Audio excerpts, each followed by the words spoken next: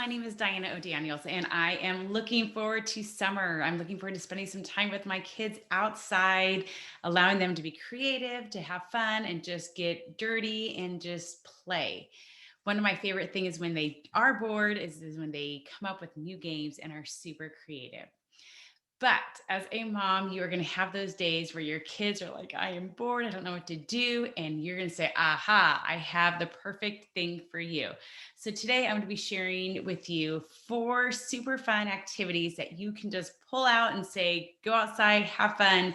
You can play these games by themselves or with the neighbor friend. So with that, I'm going to go ahead and share my screen and go over some of my favorite activities that my kids love doing, and it gets just hours of fun.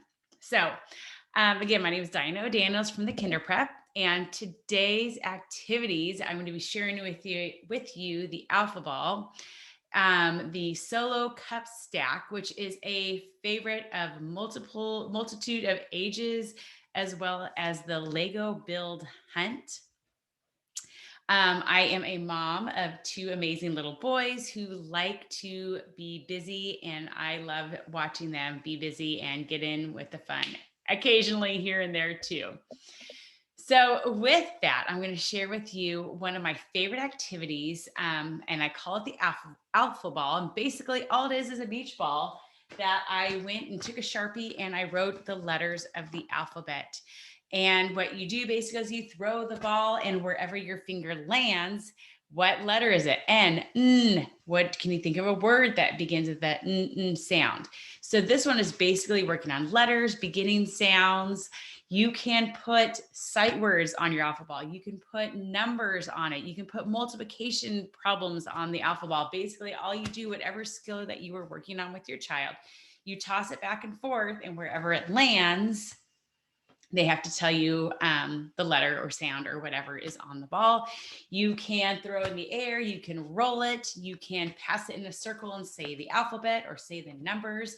You can play it by yourself or the sibling or the neighbor kids. And this is always a hit for summer fun, getting them outside. Solo cups. I had no idea how much fun a solo cup or cups could be.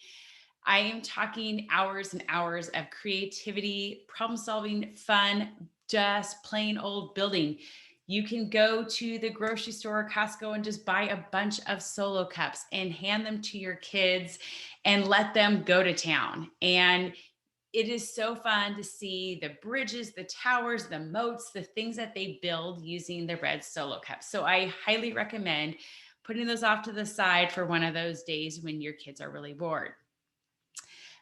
If you want to kind of throw a little extra added learning into it, you can write again the letters of the alphabet. You can write numbers, whatever skill that you would like your child to be focusing on, you can put them on the cup. And you can get a little Nerf gun and which letter did you knock down, or you can roll a ball and which letter, what number, what sight word did you knock down. There's just so many different things and ways that you can use these solo cups for learning and fun outside, either by themselves or with a neighbor kid.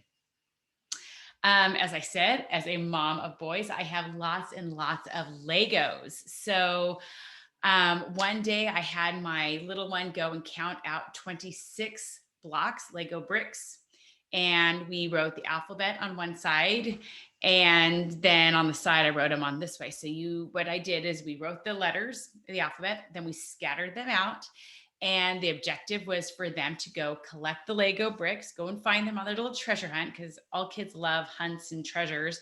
Go find your Legos, bring them back, and put them in ABC order. And the great part was just listening as they were saying, okay, I got the letter G. Who has the H? I need to find an H. And so they're talking about what letters come next, or they have all the letters, but they're missing that letter that comes after T. Oh yeah, we need to go find the letter U. So they're having to go back and count, make sure they have all the letters. Then they have to have them in ABC order. Another twist you can do is they can take these, and again, it's so good for their fine motor skills and building the strength in their fingers. But you can even have them go back and see if they can find the word cat. So cat. So they're gonna have to go and find the letters and put them together to spell CVC, consonant, vowel, consonant words.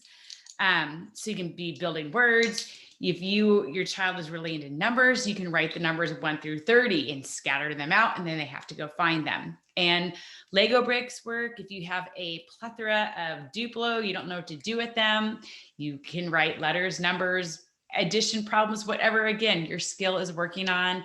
You can just build a tall tower, whatever that skills that your child is working on. And the beauty of this, it is outside. It is either something they can do by themselves or with a friend. And so for my final tip for you today is my number bowling. And everyone loves some nice, cool, sparkling water over the summer. So what I did was I just collected and saved all of the 1.25 liter bottles. And when we had 10, I handed them off to my son. And I was going to share with you that what they did is they had to test out the level of how high or low they should put the water in. Because if you put it too high, it's too hard for the ball to knock it over because it's too heavy. If you just put a little bit of water, then it tips over super easy. So it's a good for them to do some problem solving, trying to figure out the good level for the ball to roll and knock these over. So once they figure out a good height to pour in the water, they had to fill them up to that height. And then they added some food coloring. So the bottle was in just plain water.